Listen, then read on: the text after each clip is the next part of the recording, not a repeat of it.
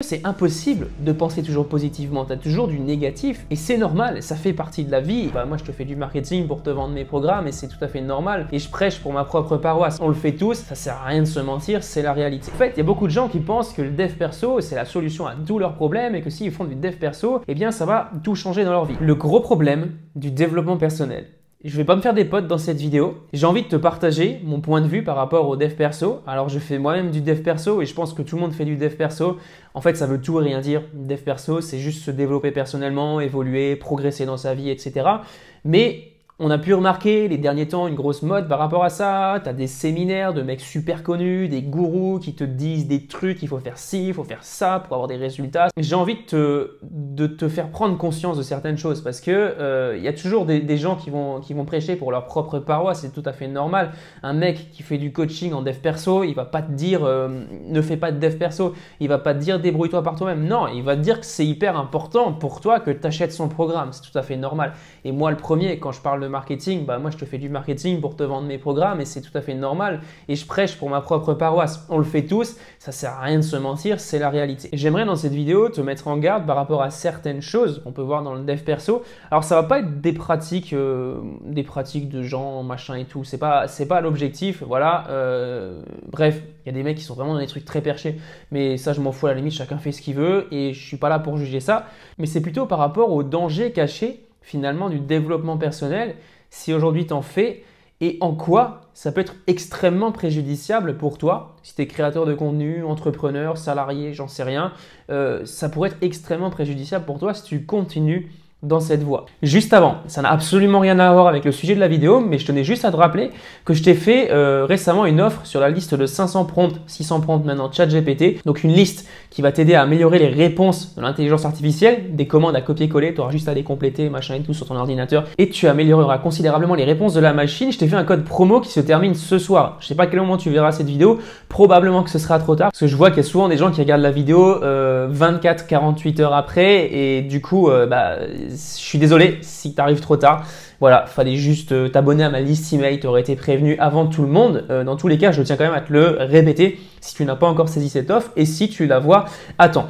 Fermeture de la parenthèse, on va s'attaquer tout de suite au premier gros problème que je vois dans le dev perso, c'est la pensée positive. Alors ça, c'est un truc qui me fait vraiment marrer. Alors ça me fait marrer pour plein de raisons.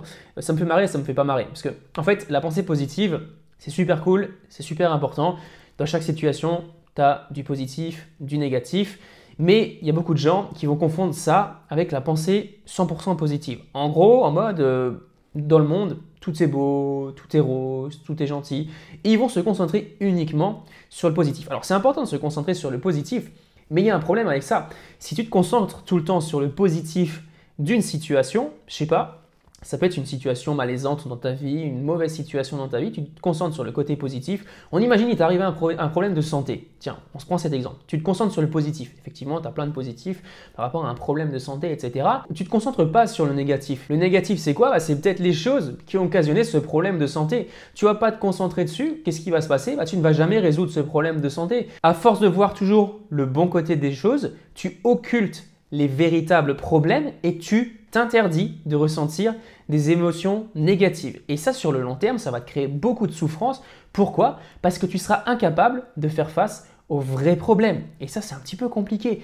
Et si tu t'interdis toujours de penser négativement, eh bien, c'est un petit peu contre nature finalement, parce que c'est impossible de penser toujours positivement, tu as toujours du négatif et c'est normal, ça fait partie de la vie et le fait de l'accepter, c'est déjà une grande chose, c'est déjà un grand pas. Mais le fait de toujours le refouler, d'être en mode je veux penser juste positif, positif, positif, positif, et bien au bout d'un moment tu vas littéralement te péter la gueule, tu vas péter un plomb et tu vas complètement craquer, ça j'en suis absolument certain, je suis prêt à mettre mes deux mains à couper parce que c'est absolument pas dans ta nature. C'est important de savoir aussi juger du négatif qu'il y a dans une situation, c'est normal, dans chaque situation, tu as du positif, tu as du négatif. Voilà, il n'y a pas que du positif, il y a aussi du négatif. Je sais pas, je le répète au cas où tu n'as pas compris, mais c'est important, encore une fois, de faire cette distinction parce que tu vas vraiment rentrer sinon dans une espèce de film de science-fiction ou fantastique où la vie finalement que tu vas voir, elle ne correspond pas du tout à la réalité et déjà, Rien qu'au niveau de toi-même, ça va être compliqué, ton entourage va te prendre vraiment pour un taré, voilà, tout simplement. En gros, je sais pas, t'as ta mère qui décède du cancer et toi, tu vas être en mode « Ah oui, mais c'est pas grave, c'est super, il y a plein de choses positives là-dedans » et que tu vas être incapable de ressentir une émotion négative par rapport à ça.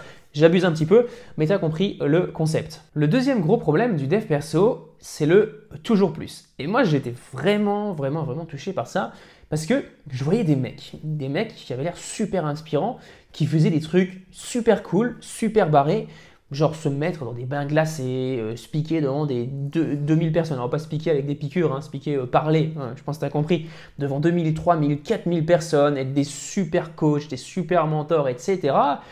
Et moi derrière, je me sentais comme une merde, je me disais mais punaise, je fais pas tout ça, je suis pas ce mec. Et ça me crée beaucoup de frustration. Et je me disais, faut que je fasse tout ça pour arriver à leur niveau. Faut que je prenne une douche froide à 5 h le matin. Faut que j'aille courir pendant 3/4 d'heure, pendant 1 heure tous les jours par moins 15 degrés. Sinon, je ne serais pas comme ce mec. Sauf que ce mec, c'est pas moi. Ce mec, c'est pas toi. Ce mec n'a pas ta condition physique. Ce mec n'a pas ton mental. Ce mec n'a pas la même génétique que toi. Ce mec n'a pas les mêmes chances que toi. Tu n'as pas les mêmes chances que lui. Ce mec à d'autres opportunités que tu ne rencontreras peut-être pas dans ta vie. Et forcément, au bout d'un moment, eh bien, tu vas toujours te comparer à cette personne, mais ça va te créer énormément de frustration parce que tu vas te rendre compte que tu es incapable de faire pareil. Et moi, je me suis rendu compte au bout d'un moment qu'il y a certaines choses que je ne pouvais pas faire, que je n'arrivais pas à faire et que je n'avais pas envie de faire en fait. Alors c'est super d'être toujours en mode il faut se pousser, il faut faire toujours plus, il faut se bouger le cul, etc.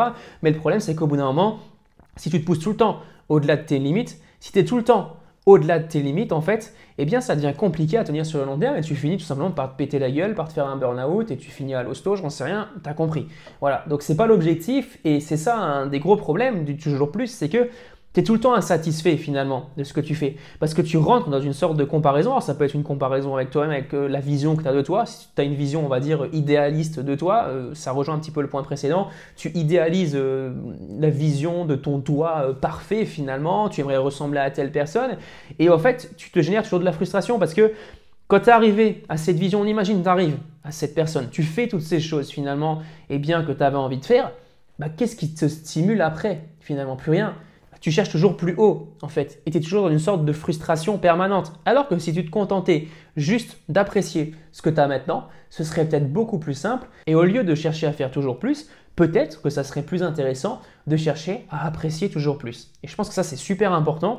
Moi j'ai beaucoup été atteint par ça honnêtement parce que je cherche toujours à faire mieux, faire plus, machin et tout, et je me rends vite compte finalement qu'il y a certaines choses pour lesquelles je suis pas doué, pour lesquelles j'ai pas forcément d'aptitude. Alors ok, ça se travaille, il y a des choses qui se travaillent, mais ce que certaines personnes te montrent sur les réseaux sociaux, déjà, c'est pour te faire cliquer, c'est pour faire des ventes, c'est pour faire des vues, etc. Donc forcément, ça ne reflète pas forcément la réalité. Tu as des grosses équipes en marketing qui sont derrière, en communication qui sont derrière.